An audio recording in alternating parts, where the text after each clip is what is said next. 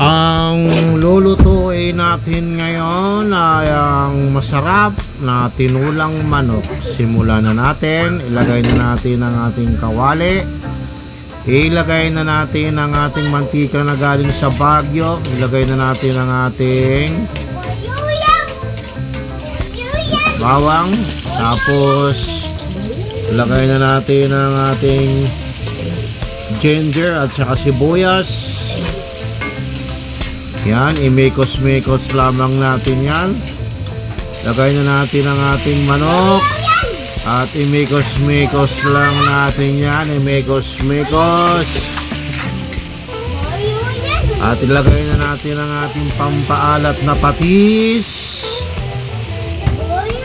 Lagay na natin ang ating powder na pepper powder.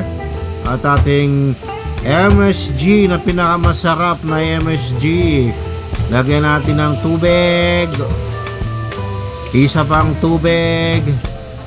At ating takpan. Makaraan ng ilang buwan, buksan natin. Okay, ilagay na natin ang ating gulay na sayote. Sayo. At ating imekos-mekos. Mekos-mekos lang. Ating takpan. Pakuluan ng 1 linggo. Pagkatapos ng 1 linggo, ilagay na natin ang ating mga dahon, malunggay at saka dahon ng sili at ating imekos-mekos yan.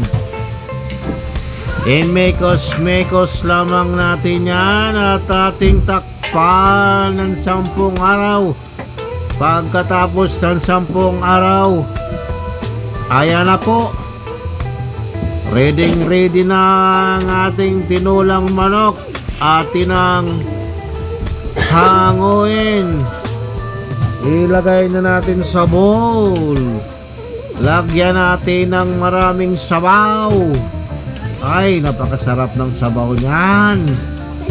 Uy, super sarap ng sabaw niyan, oh. Damihan natin ng sabaw.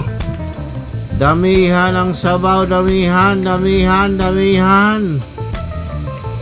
Yan, mga ganyang karaming sabaw. Pwede na yan. Ito na po ang ating finished product. Ay, yan na.